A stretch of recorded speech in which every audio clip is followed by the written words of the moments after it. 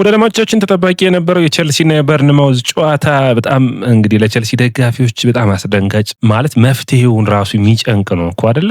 ማሬስካ በተደጋጋሚ አወራን እኮ አሁንም በየቀኑ ተመሳሳይ ሁኔታዎች እያጋጠሙ ነው ያለው። የካይሴዶ ቢጫ ካርድ ለቀጣዩ ለማንቸስተር ሲቲ ጨዋታ በደጋፊያቸው ፊት በተከታታይ ጨዋታዎች እንዴት እንደዚህ ይፈተናሉ? በተለይ የቪላ ሽንፈት፣ የበርንማውዝ አቻ መውጣት። በርንማውዝ ማለት በጥቅምት ወር ነው ያሸነፈው። ወደ አድማጮቻችን ከባድ ፈተና እንደሚሆን ይታወቅ ነበር። ነገር ግን ማሬስካ አሁንም ስህተት ሰርተዋል። የአመራሮቹ የኃላፊዎቹ ችግሮች በግልጽ ይታያሉ። እዚህ ላይ ውሳኔዎች ያስፈልጋሉ። እውነት ቼልሲ የነዚህ ችግሮቹን መፍትሄ የሚፈልግ ከሆነ በኔ እይታ ዝውውር መስኮቱ ላይ መሳተፍ ግድ ይለዋል። አሁንም የቼልሲ ማጥቃት ጎሎችን አስቆጥሯል። ዛሬ ደግሞ የተከላካይ መስመሩ ነው እንግዲህ በጣም ሲያፈስ የነበረው 27 ደቂቃዎችን 4 ጎሎችን አየን።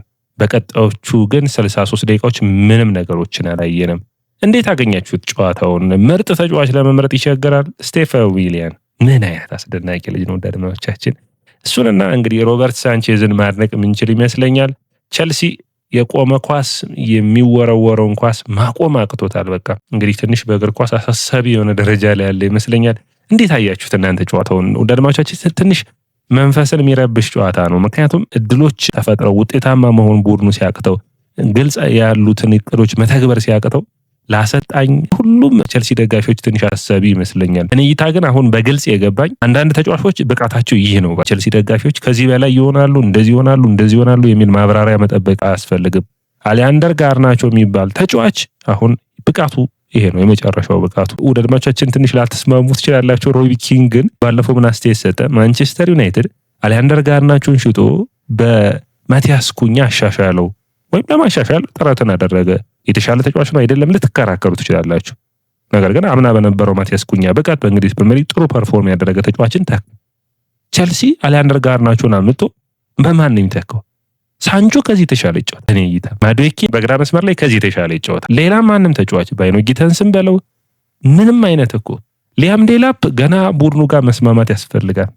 ስንት ጊዜ ነው የሚያስፈልግ? ኒኮላስ ጃክሰንን እኮ ወደ አድማጮቻችን በጣም ምርጥ ተጫዋች እንደነበር አሰብን። ማለት የተሻለ ጥሩ ፐርፎርማንስ እንዳለው ተጫዋች ሳል ነው በቃ ማለት ጃክሰንን እንደዛ እንዳልወረድንበት ማለትም ባለው ብቃት የተነሳ ጃክሰን ጥሩ ተጫዋች መሰለን። በቃ ይሄን ያክል ነው። ሊያም ዴላፕም ሆነ ጃኦ ፔድሮ ጃክሰንን የሚያስናፍቋል። ዛሬ የተሻለ ጥረቶችን አድርጓል። ነገር ግን ጃክሰን ከዚህ የተሻለ ጥረቶችን ያደርጋል። ወደ አድማጮቻችን በጣም በልዩነት ደግሞ ጃክሰን ፋውል ይሰራል ብለን እንዴት መናገር ትችላላችሁ?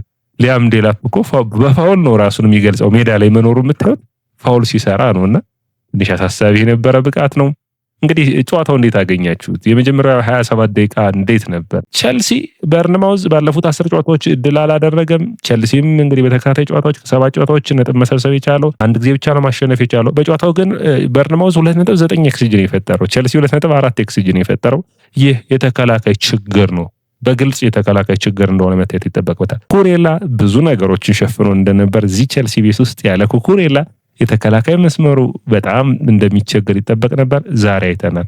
ቻሎባህም ፎፋናም እነዛ የምናደንቃቸው ተጫዋቾቹ ነው አላየኋቸውም። 17 ፊት ሁለቱም ቡድኖች አድርገዋል። ነገር ግን በርንማውዝ 6 ኦን ታርጌት ነው፣ ቼልሲ 3 ኦን ታርጌት ነው። የተሻለ የኳስ ቁጥጥር ነበር። የኳስ ቁጥጥር ምን ያደርጋል ወዳጆቻችን?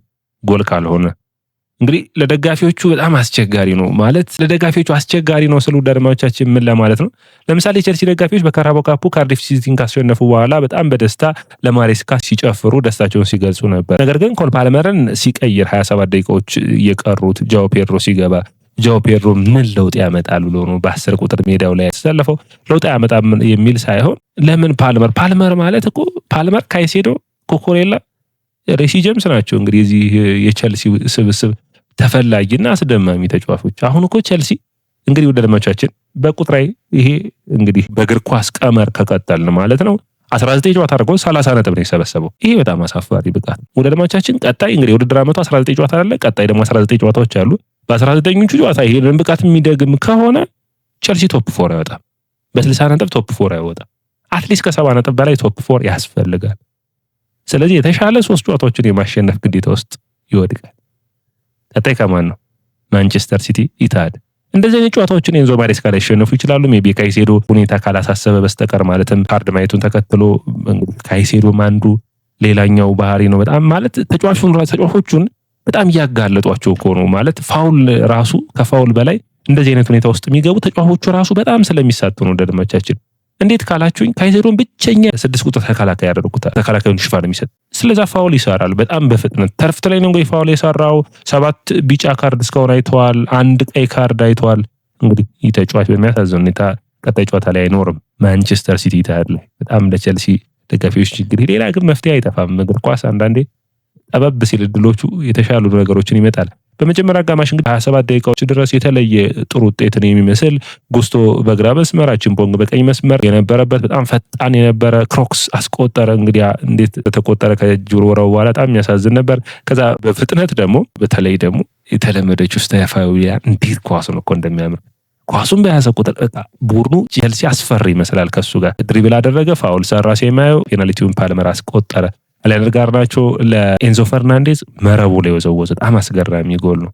አሁንም ግን በኔ እይታ በግልጽ ለማለት በርንማውዝን እየገጠመ ኤንዞ ማሬስካ ለተከላካይ መስመሩ ሽፋን የሚሰጥ ለምን 2 የአማካይ ተከላካዮችን ለመጠቀም አልፈለገም? የኔ ትልቁ ጥያቄ ይሄ ነው። ማጥቃቱን ያዳክመዋል። ማጥቃቱን እድሎችን መጠቀም ይቻላል እኮ 1-0 እኮ ጨዋታ ማሸነፍ ትችላለህ። 2-2 ገምቶት 27 ደቂቃው እኮ ፕሌይስቴሽን ነው የሚመስለው ደድማቻችን እንጂ እግር ኳስ አይመስልም። 4 ጎሎችን በ27 ደቂቃ እንዲሁም ጋዜጠኛው በጣም በሚገርም ሁኔታ በዚሁ ከቀጠለ ሙሉ 90 ደቂቃው ላይ 6-6 ሊጠናቀቅ ይችላል። በእንግሊዝ ፕሪሚየር ሊግ ታሪክ ከፍተኛው ጎል የተቆጠረበት ጨዋታ ይሆናል እያለ ነበር። ከዛ በኋላ ጎሎች አልተቆጠሩም። እንግዲህ ትንሽ አስቸጋሪ ነበር። በተለይ ብሩክስ አሌክስ ሂሜኔዝ እና ብሩክስ በቀኝ መስመር ላይ ማጥቃቱን በቼልሲ ግራ መስመር ላይ ማለት ነው እንግዲህ ጉስቶን ጫና ፈጥረውበት ነበር። እንግዲህ ቼልሲ በጣም አሳሳቢ የሚባል ሁኔታ ውስጥ ወድቋሉ። ደድማቻችን የት ጋ ነው መፍትሄው ያለው? የመፍትሄው ቁልፍ የት ጋር? አንደኛ ኤንዞ ማሬስካ ነው ያለው። ኤንዞ ማሬስካ ምን ማድረግ አለባቸው? አንደኛ በኔ እይታ የተሻሉ ተጫዋቾችን ቋሚ አሰላለፍ ውስጥ ማስገባት፣ ቀጣይ ጨዋታን አለማሰብ፣ ከተጎዱ የሚጎዱ በቃ ከዛ ባለህ እየሰራ መሄድ አንዱ ነው በቃ። ምክንያቱም እግር ኳስም አሰልጣኙ የሚቀጥል የመጀመሪያ ውጤት ሲመጣ ነው። ለቀጣይ ጨዋታ ለቀጣይ ሁኔታ የሚባል የለም። እያሰለፉ መቀጠል አንዱ የኔ እይታ ነው። ቋሚ 11 ማሰለፍ። ለምሳሌ ዛሬ ጄምስ ካይሴዶን በአማካይ መስመር ላይ ማሰለፍ ነበረበት። 10 ቁጥር ኤንዞ ፓልመር፣ ስቴፋን ዊሊያን ዴላፕን ማሰለፍ ይችል ነበር። ጋርናቾ ቤንች መሆን ነበረበት። ይሄን ሐሳብ ነው። ይሄ ቡድን ይሄ ስብስብ የተሻለ ማጥቃትና ጎሎችን ማምጣት እንዲችል ማድረግ ይቻል ነበር። ዴላፕ አልተዋሃደም። በቃ ውሃና ዘይት ነው የሆነው ከቼልሲ ጋር ማለት ገና ይቀረዋል። ፍጥነቶችን ስቴፖችን አጥንቶ ጎሎችን ለማስቆጠር ገና ይቀረዋል። በሁለተኛው አጋማሽ ኔቶ ጥሩ ክሮስ አድርገውለት ነበር። ነገር ግን እኔ ጃክሰን ቢያንስ ጎል ያስቆጠር እኮ ይዋሃድና የሆነ እድሎችን ሲፈጥር ይታይ ነበር። በእኔ እንደዛ ይተኛል። ጃክሰን በቂ ነው ወይ? አይደለም። ከጃክሰን የተሻለ እንደ ኦሲሜን ሁጎ ኤኪቲኬን ይፈልጉ ነበር። እንደዚህ አይነት ዝውውሮችን ማድረግ አለበት። እንግዲህ ሌላኛው ማሬስካ እንግዲህ በህመም ምክንያት አስተያየታቸው እንዳልሰጡ ጥሩ ስሜት ላይ እንዳልሆነና በህመም ምክንያት ምንም አስተያየታቸው እንደማይሰጡ እንግዲህ ካባሌሮ አስተያየቱን ሰጥቷል። ሁለተኛው ምክትል አሰልጣኙ ማለት ነው። ፓልመር ከረጅም ጉዳት በኋላ ስለመጣ ነው። ደጋፊዎቹ ሲቃወሙ ይታያል። ፓልመር ሲቀየር በጣም አሳሳቢ የሚባል ነው። ያለፉትን 3 ዓመታት ግን ለቼልሲ ደጋፊ ይሰቡት እስኪ ማለት የፖቼቲኖን ቡድን ጠበቀ፣ ደካማ ሆነ በግሉኮስ ስር ምናምን ወይም ደግሞ የመጀመሪያዎቹን ዓመታቶች ግራሃም ፖተር እና በቱሄል ስር ያለፉትን 2 ዓመታት ደግሞ ማየት እንችላለን አይደለ? በማሬስካ ስር የመጀመሪያው ዓመት እንግዲህ ተስፋ የሚያስደርግ ነበር። ቼልሲ ገንዘቦችን ያወጣል ከማንቸስተር ሲቲ ከሊቨርፑል ከሁሉም ቡድኖች እኩል ያወጣል። ነገር ግን ሜዳ ላይ ለውጥ የለም። ሜዳ ላይ ለውጥ የሚመጣው 5 ዓመት የሞላቸው ተጫዋቾች ሲመጡ ነው። በእኔ እይታ ይህን ቡድን ቶፕ 4 ቢወጣ ራሱ ቼልሲ ዘንድሮ ካሳየው ብቃት አንጻር ኔክስት ይር እኮ ምንም አትጠብቁም ለቶፕ 4 የሚፎካከር። እኔ በቃ በግልጽ እንደምናገረው ጨዋታው ሜዳ ላይ ያለው የቼልሲ ስብስብ የአርሰን ዌንገሩን አርሰናል ነው የሚያስታውስ። ማለት የሆነ የቶፕ 4 ትልልቅ ጨዋታዎችን የሚያሸንፍ ነገር ግን ዋንጫ ወጥነት የሌለው ወጥነት የሚጎድለው። ምክንያቱም አርሰናል ያለው ስብስብና ቼልሲ ያለው ስብስብ ተፎካካሪ እኮ አይደሉም። ወዳለማቻችን ኢንዲቪጁዋሊ አንስታችሁ ይሄኛው የተሻለ ተጫዋች የመድረስ አቅም አለው ወይ ካላችሁኝ፣ አዎ ይሄ ምንም እግር ኳስ እንደዛ ነው። ለምሳሌ በጣም አስገራሚ ነው አይደለ? ስቴፋን ዊሊያን ፓልመር አስገራሚ ተጫዋች ነው አይደለ? ነገር ግን ፓልመርንም ስቴፋን ዊሊያንም የሚያነቃቋቸው በእነሱ ደረጃ ያሉ የተሻሉ ተጫዋቾች ሜዳ ላይ ሲኖሩ ነው። ይሄ ነው የኔ ትልቁ መወያያ። እናንተ እንዴት ታዩታላችሁ? ማለት የተሻሉ ተጫዋቾች ራሱ ከጊዜ ብዛት እየደከሙ ይመጣሉ፣ ከዛ ቡድኑን ይለቃሉ። እነ ካይሴዶ እነ ኤንዞ ፈርናንዴዝ። ምክንያቱም እዚህ ለምን አርሰናል በመጨረሻ ያጋጠመው ያ ስብስብ ምንድን ነው? ፋብሬጋዝ፣ አሌክሳንደር ህለቭ፣ እነዛ የምናደንቃቸው ማቴዎ ፊላሚኒ እያልን መጥቀስ፣ ቫን ፐርሲ፣ ናስሪ ለቀቁት አይደለ? ሳንቼዝን ጨምሮ። ስለዚህ እንደዛ ነው የሚሆነው። ረጅም ዓመታትን ቢፈርሙ የመለቀቅን የሚፈልጉ ናቸው። አሁንም ታዳጊ እየፈረመ እንዴት ቼልሲ ውጤታማ ይሆናል? እሺ ሜዳ ላይ ያለ ውጤት ብቻ አይደለም፣ ከሜዳ ውጭስ ቸልሲ የማሊያ ስፖንሰር የለውም። አሁን 1 ዓመት ከምናምን አለፈ አይደል? እስካሁን ድረስ አላስፈረሙ። ሜዳ አልሰራም ቸልሲ ማለት በሁሉ ነገር ነው። ይሄ ብሉኮ ግሩፕ አዲስ አብራሞቪች ሜዳ ምናምን በተቁሱ ይችላልላችሁ ዋንጫዎቹ ነበሩ። ቸልሲ በዋንጫዎች ላይ ፕሮግራሞቹን ወይም ደግሞ እቅዶቹን እያሳካ ነበር። አሁን በአብራሞቪች ስራዎች ነው ብሉኮ ግሩፖች ደረታቸውን ነፍተው እየኖሩ ያሉት። ነገር ግን ውጤታማ ደግሞ እየሆነ አይደለም። ይህ በጣም አሳሳቢ ነው። የማንቸስተር ሲቲን ጨዋታ ላይ ያሸነፍ ይችላል ኤንዞ ማሬስካ። ወጥነት ነው ግን የቸልሲ ደጋፊ የሚጠይቀው። ወራታ አሳስ ተጠናቆለታል። በሊድስ ተሸንፏል። በበርንማውዝ አቻ ወጥቷል። በአትላንታ ተሸንፏል። በኤቨርተን አሸንፏል። ካርዲፍ ሲቲን አሸንፏል። ከኒውካስትል ጋር አቻ ወጥቷል። አስቶን ቪላን ተሸንፏል። በበርንማውዝ አቻ ወጥቷል። ወደ ደማቻች እንግዲህ ለመጨረሻ ጊዜ ኤቨርተን ሲያሸንፍ ነው ቸልሲ ያሸነፈው። በጣም አሳዛኝ ነው። በጣም አሳዛኝ ብቃት ላይ ነው የሚገኘው። እንግዲህ ወርሃ ጥር ከባባድ ፕሮግራሞችን የሚያመጣ ነው የሚሆነው። እንግዲህ ማንቸስተር ሲቲ አንደኛው ነው። ቀጣዩ ፈተና ነው እሁድ ነው። ከዛ በኋላ ፉልሃም፣ ቻርልተን፣ አርሰናል ይመለሳል። ከዛ ብሬንፎርድ ካኦስን ነው የሚገጥሙት። ቻምፒዮንስ ሊጉም ላይ ጠንካራ ፉክክር ይጠብቃቸዋል። ምክንያቱም በቻምፒዮንስ ሊጉ አሁንም ያላረጋገጡት አለ። በተለይ የናፖሊ የሜዳ ውጭ ጨዋታ ናፖሊ ማጣብቂኝ ውስጥ እንዳለ መረሳት የለበትም።